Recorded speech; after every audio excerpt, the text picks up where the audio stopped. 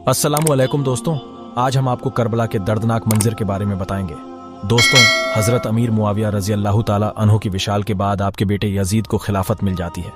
Yazid एक बदतरीन और बदबख्त शैतान था, शराबी था, जानी था।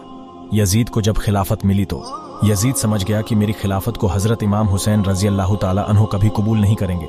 इसलिए यजीद मदीना मुनव्वरा के गवर्नर वलीद बिन उतबा को खत लिखा कि हुसैन इब्ने अली, अब्दुल्लाह इब्ने उमर और अब्दुल्लाह इब्ने जुबैर रजी अल्लाह ताला अन्हो को कहो कि मेरी बैत को माने, और अगर वो बात ना माने तो उन पर जुल्म सितम करना।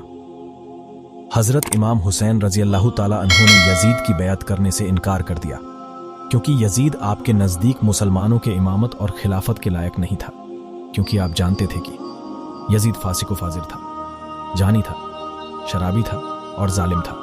इमाम हुसैन रजी अल्लाह ताला अन्हु मदीना शरीफ छोड़कर मक्का शरीफ तशरीफ ले आए। अब आपको मक्का शरीफ में कूफियों के ढेर सारे खत आने लगे। उन खतों में लिखा हुआ था, ए इमाम हुसैन, आप कूफा तशरीफ ले आइए, यहाँ पर यजीद का जुल्म सितम बढ़ता जा रहा है, हम आपसे ही बैत करेंगे।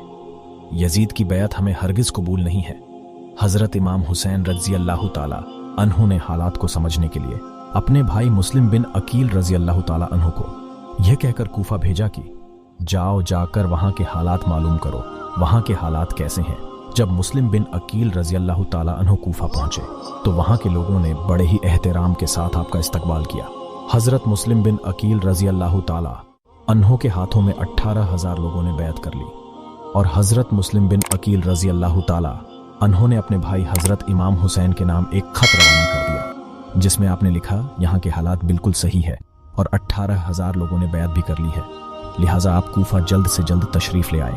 लेकिन जब यजीद ने उन लोगों को धमकियां और लालच दी तो वह लोग अपनी बात से मुकर गए और इमाम मुस्लिम बिन अकील रजी अल्लाह ताला अन्हु को शहीद कर दिया।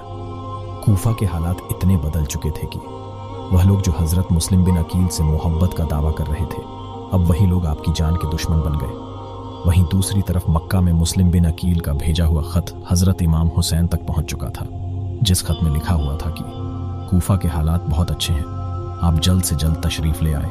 लिहाजा हजरत इमाम हुसैन ने फौरन कूफा जाने की तैयारी शुरू कर दी।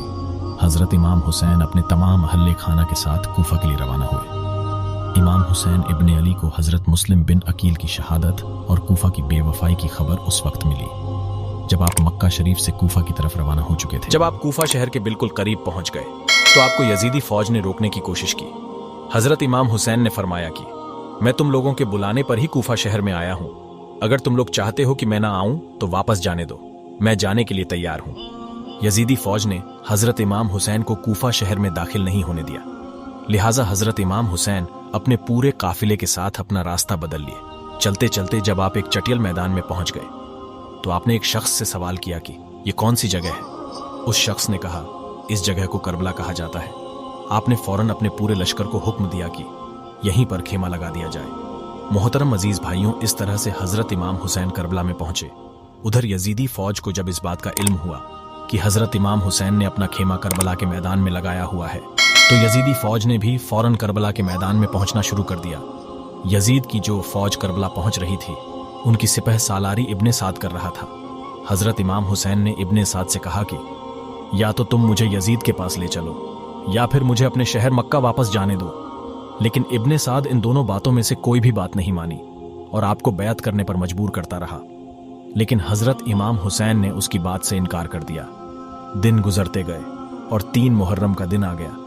अब जालिम यजीद ने इमाम हुसैन के सामने 22,000 सिपाहियों का लश्कर भेज दिया। दूसरी तरफ हजरत इमाम हुसैन के साथ 82 लोग, जिसमें औरतें और बच्चे भी शामिल थे। कितनी हैरत की बात है कि यजीदियों में इमाम हुसैन का इतना खौफ था कि जहां इमाम हुसैन सिर्फ 82 लोगों के साथ मैदान करबला में थे, जिसमें औरतें और बच्चे भी शामिल थे, वहीं यजीद ने मुकाबले के लिए आपके सामने 22,000 का लश्कर भेज दिया, जो कि इमाम हुसैन के सामने 100 गुना से भी ज्यादा था। इमाम हुसैन के सामने यजीदी फौज के हौसले पस्त हो गए और उन लोगों में से किसी में भी इतनी हिम्मत नहीं थी कि वो हजरत इमाम हुसैन से मुकाबला कर सके। आखिरकार उन्होंने यह फैसला किया कि अगर इमाम हुसैन को हराना है तो उनका पानी बंद करना पड़ेगा, तभी इनका मुकाबला किया जा सकता है। दिन गुजरते गए और 7 मुहर्रम का दिन आ गया और 7 मुहर्रम को ही यजीदी फौज ने इमाम हुसैन के काफिले वालों पर पानी बंद कर दिया। मोहतरम नाजरीन, अब आगे क्या होगा जानेंगे अगले एपिसोड में। तब तक के लिए वीडियो को लाइक और चैनल को सब्सक्राइब करें। खुदा हाफिज।